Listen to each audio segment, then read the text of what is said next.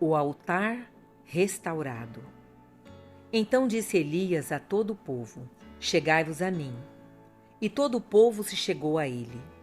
Elias restaurou o altar do Senhor, que estava em ruínas. Tomou 12 pedras, segundo o número das tribos dos filhos de Jacó, ao qual viera a palavra do Senhor, dizendo: Israel será o teu nome. Com aquelas pedras, edificou o altar em nome do Senhor. Depois fez um rego em redor do altar, tão grande como para semear 2 medidas de sementes. 1 de Reis 18, 30, 32. O altar restaurado foi o cerne do juízo de Deus sobre o Carmelo. O início de uma revelação completamente nova de Deus a Israel. A consequência foi chuva refrescante, que derramou-se sobre a terra seca e tórrida. Isso pretende dizer-nos que nunca pode haver um novo início ou um novo despertamento antes que restauremos o destruído altar do Senhor em nossos corações e em nossos lares. Observemos que Elias restaurou o altar do Senhor quando tinha acabado o clamor ao ídolo. Passado o meio-dia, profetizaram eles, até que a oferta de manjares se oferecesse. Porém não houve voz, nem resposta, nem atenção alguma. Então Elias disse a todo o povo: Chegai-vos a mim. 1 de Reis 18, 29, 30. O povo afastou-se, portanto, de Baal, voltando-se a Deus, o Senhor, chegando-se a Elias. E Elias restaurou o altar do Senhor, que estava em ruínas. Todos nós desejamos um novo derramamento do Espírito de Deus. Mas pergunto-te, quando estás pronto a rejeitar o anseio por ídolos e a vaidade, para que possas voltar-te completamente para o Deus vivo? Porque o altar do Senhor era e é tão importante e decisivo também aqui, em 1 de Reis 18, altar significa alto sublime, lugar sublime. Em primeiro lugar, o altar era o único lugar onde Deus encontrava e abençoava seu povo através do sacrifício substituto que era oferecido a ele sobre o altar. Deus, o Santo, sempre encontra o pecado somente no sacrifício substituto. Assim foi também no Sinai, quando o povo começou a fugir diante da voz de Deus e da sua santa majestade. Então o Senhor disse a Moisés: Um altar de terra me farás, e sobre ele sacrificarás os teus holocaustos, as tuas ofertas pacíficas, as tuas ovelhas, os teus bois, em todo lugar onde eu fizer celebrar a memória do meu nome, virei a ti e te abençoarei. Êxodo 20, 24. O Senhor diz, portanto, expressamente que Moisés deve fazer um altar e oferecer sobre ele um holocausto e uma oferta de gratidão. Deus prometeu-lhe também vir a ele neste lugar e que o abençoaria. Que maravilhosa figura de Gólgota, onde Deus encontra o pecador no sacrifício substituto do Senhor Jesus Cristo. O maior anseio de Elias era trazer de volta para o Senhor o povo desviado. Por isso era essencial restaurar o altar do Senhor, que estava em ruínas. Se anseias por um novo encontro com o Deus vivo, então dirige-te ao altar e não continues contornando o único lugar onde o Senhor pode encontrar-te e quer abençoar-te, o Gólgota. O altar era sempre novamente a primeira coisa que os homens da Bíblia edificavam, quando encontravam a Deus ou queriam encontrá-lo. O primeiro altar foi edificado por Noé. Então disse Deus a Noé: Sai da arca, e contigo tua mulher e teus filhos e as mulheres dos teus filhos. Gênesis 8, 15, 16. Quando Noé colocou novamente os pés sobre a terra julgada por Deus, através do dilúvio, lemos desse novo começo no plano de salvação. Levantou Noé um altar ao Senhor, e tomando de animais limpos e de aves limpas, ofereceu holocaustos sobre o altar. Gênesis 18, 20. É realmente comovente como o Senhor, em virtude da atitude de Noé, promete sua graça a centenas de gerações. E o Senhor aspirou o suave cheiro e disse consigo mesmo: não tornarei a amaldiçoar a terra por causa do homem, porque é mau o desígnio íntimo do homem desde a sua mocidade. Nem tornarei a ferir todo o ventre como fiz, enquanto durar a terra. Não deixará de haver sementeira e ceifa, frio e calor, verão e inverno, dia e noite. Gênesis 18, 21, 22. É como se o Deus Santo quisesse dizer: vou satisfazer-me com o sacrifício substituto, que será oferecido pelo pecado dos homens. Sabemos que Deus mesmo ofereceu esse sacrifício, entregando seu Filho unigênito. Ou pensemos em Abraão, que edificou 4 altares para o Senhor. O primeiro foi levantado em Siquém, após sua entrada na terra de Canaã. Apareceu o Senhor a Abraão e lhe disse: darei à sua descendência essa terra. Ali edificou Abraão um altar ao Senhor, que lhe aparecera. Gênesis 12, 7. O último altar foi edificado ao Senhor quando ele se dispôs a entregar o seu único filho. Gênesis 22, 9. Assim vemos através de todo o plano de salvação como Abraão, Isaque e Jacó levantaram novos altares ao Senhor. O altar do holocausto, que foi erguido no pátio do templo, era praticamente a porta para o santuário. Ninguém podia ir ao santuário, a não ser que passasse pelo altar do holocausto. Finalmente, Deus mesmo, por sua própria iniciativa, fez erguer um altar e sacrificou o que mais amava. Ele deu Jesus, seu próprio Filho, como holocausto, para que nós novamente pudéssemos encontrá-lo, a Ele, o Santo. E o que quer dizer Amós quando fala ao povo no capítulo 4, 12: prepara-te, ó Israel, para te encontrares com teu Deus. No Novo Testamento, nos é dito: possuímos um altar. Hebreus 13, 10. Que altar?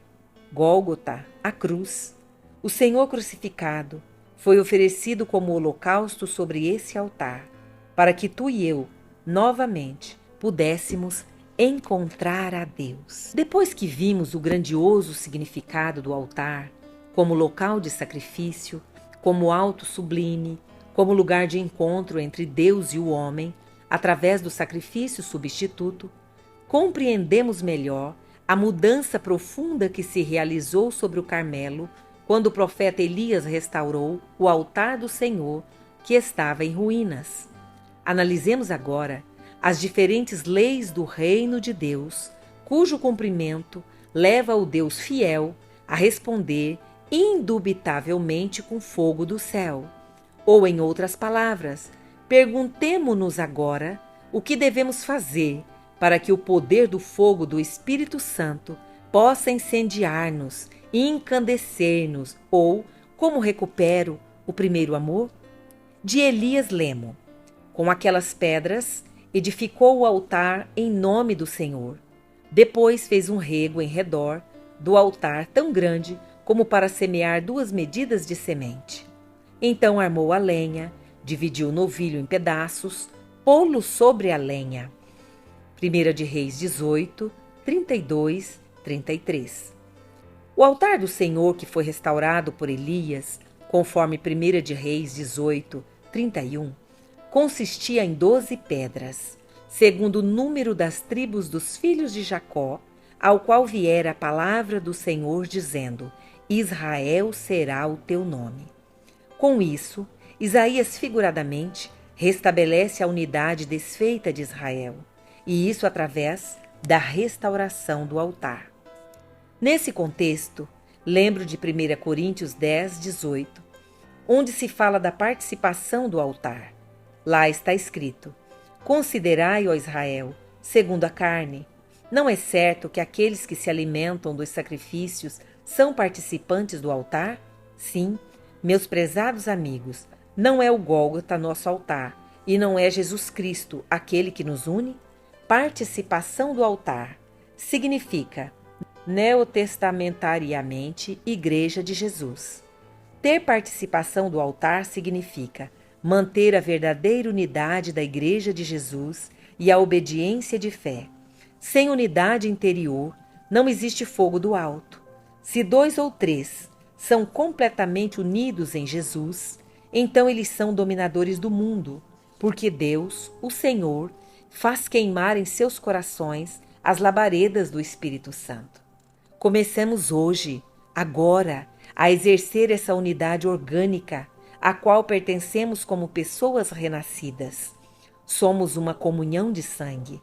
Por que deixas que o diabo consiga separar-te do teu irmão, da tua irmã, por causa de uma bagatela? Através do seu ato, Elias mostrou de que consiste a unidade do povo de Deus, do altar restaurado. Com isso, ele anunciou aquela lei do reino de Deus, que tem validade por todos os tempos até o dia de hoje, ou seja, que a unidade entre os filhos de Deus é a base, a condição essencial para a revelação da glória de Deus. Muitos de nós vivem uma vida muito isolada. Eles estão ocupados demais com a sua própria pessoa e preocupados com a sua própria alma e não se ocupam do dia a dia da Igreja de Jesus. Vejamos agora uma outra lei do reino de Deus que é necessário observar. Se quiseres ficar novamente cheio do fogo do primeiro amor, está escrito no versículo 32 de 1 de Reis 18. Com aquelas pedras edificou o altar em nome do Senhor. Depois fez um rego em redor do altar, tão grande como para semear 2 medidas de semente. Por que essa atitude incomum? Não respondamos intrometida e apressadamente. Existem algumas razões ocultas. Porque Elias cavou um rego como para semear 2 medidas de sementes na terra seca em volta do altar. Primeiramente, como limitação. Com isso, Elias deixava claro que a participação do altar, ou seja, todo o povo que se havia chegado, não tinha nada, mas nada mesmo, a ver com a participação do altar dos servos dos ídolos. Havia uma separação, pois que comunhão tem a luz com as trevas? Não permitas mistura em tua vida. Se quiseres que Deus responda aos teus clamores por despertamento em tua alma, então estabelece uma clara limitação. Além disso, esse rego em volta do altar significa também um aprofundamento. É como se Elias quisesse dizer, para a profundidade. Os que estavam em volta primeiro nem compreenderam do que se tratava. Eles não sabiam. Elias queria restaurar não somente o altar visível, mas também o invisível no coração do povo. Do Antigo Testamento, sabemos que havia 2 altares. Um, do qual se fala em Êxodo 27, encontrava-se fora, no pátio, sobre o céu aberto. Nesse, eram oferecidos os diferentes sacrifícios que apontavam todos para Jesus Cristo. Mas havia também um altar pequeno, o altar do incenso, do qual fala Êxodo 30, que estava oculto no santuário e era coberto de ouro. O incenso da oração subia ao Senhor sempre novamente entre 2 noites. A preocupação de Elias era o coração do povo. É o que ele também diz em sua oração. Responde-me, Senhor, responde-me, para que esse povo saiba que tu, Senhor, és Deus, e que a ti fizeste retroceder o coração deles. 1 de Reis 18, 37. Junto ao altar, no interior do santuário, havia silêncio. Junto à luz do Espírito Santo, era a mesa dos pães da preposição, o pão da vida, diante da face de Deus. Deus não tem interesse que deixemos as coisas exteriormente em ordem e restauremos nosso altar somente para que tudo volte aos trilhos certos. Não, não, o Senhor quer mais. Ele quer que a cruz seja erguida em teu coração. Esse também é um profundo significado do rego que foi feito em volta do altar. Mas ainda outra coisa nos chama a atenção. Esse rego tinha que ser enchido. Com o quê?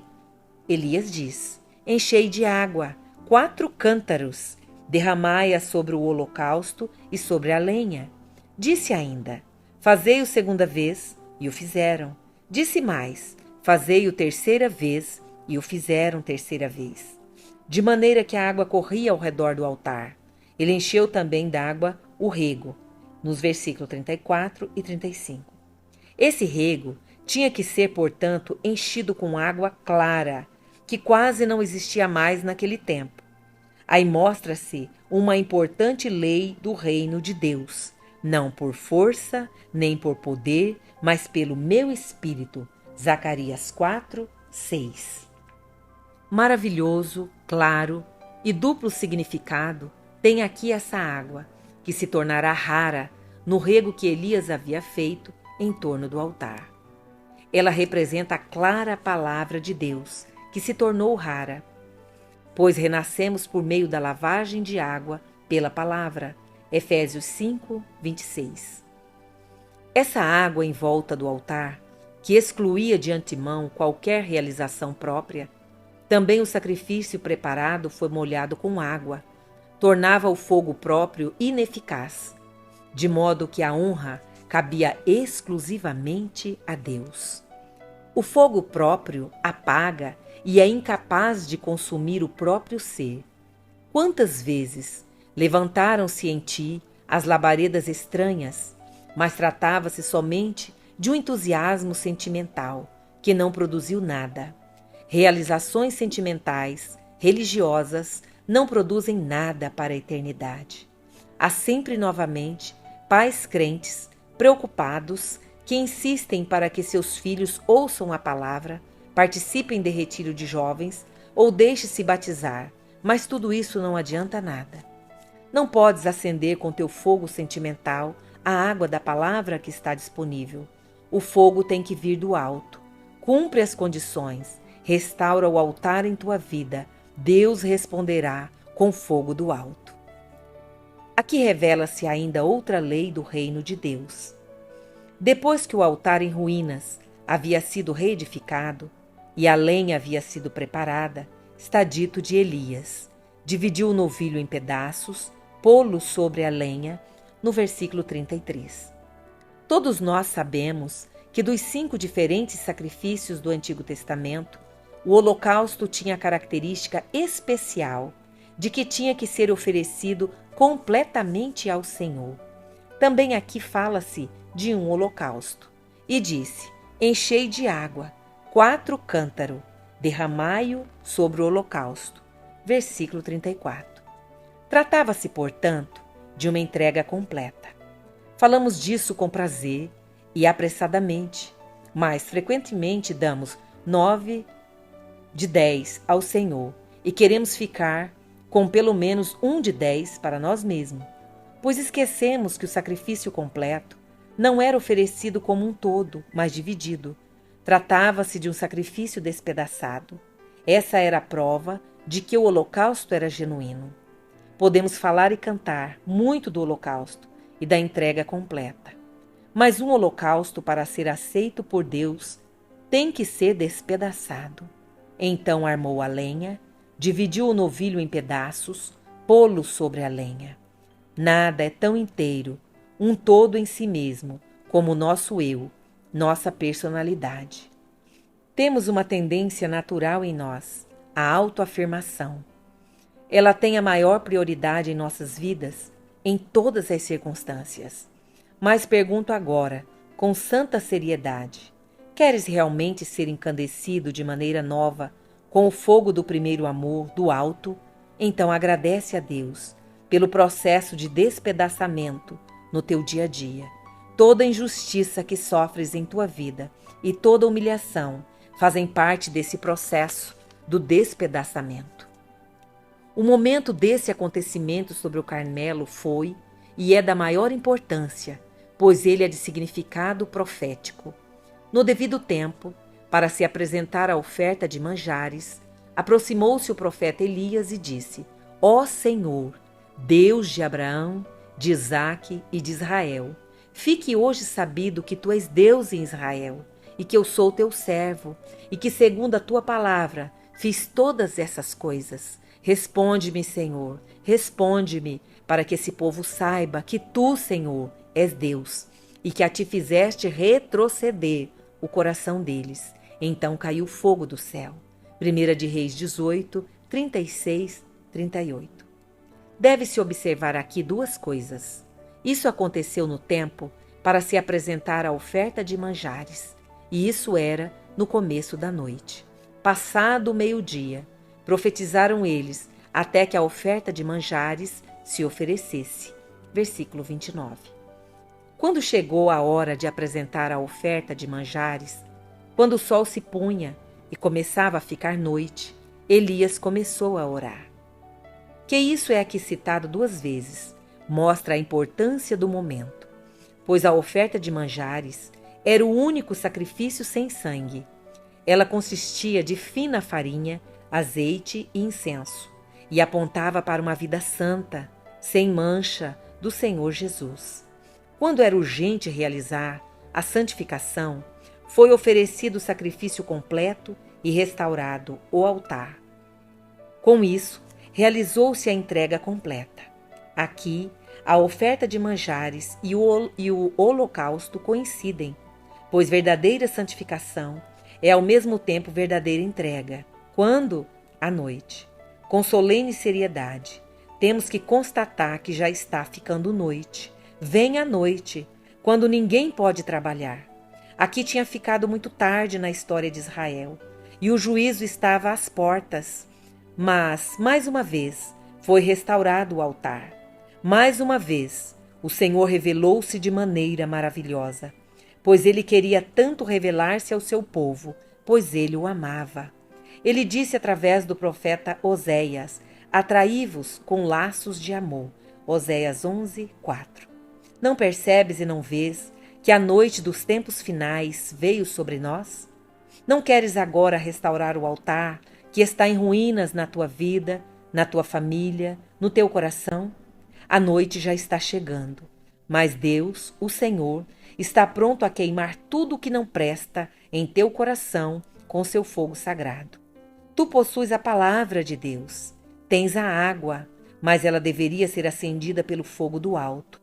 Estás pronto para isso? Ou perderás também essa última oportunidade? É urgentemente necessário que te deixes santificar, pois a Escritura adverte: sem santificação ninguém verá o Senhor. Hebreus 12, 14. Por isso, entrega-te completamente a Ele.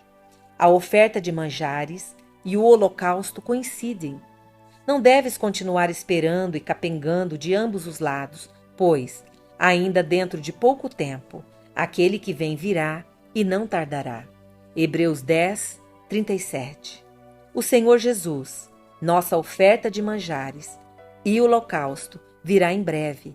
Quero dizê-lo com outras palavras: a constelação do plano da salvação está muito claramente revelada. A oferta de manjares e o holocausto coincidem, ou dito de um modo diferente, a santidade e a glória de Jesus Cristo vão revelar-se em breve nos seus santos. Restaura agora o teu altar, antes que seja muito tarde.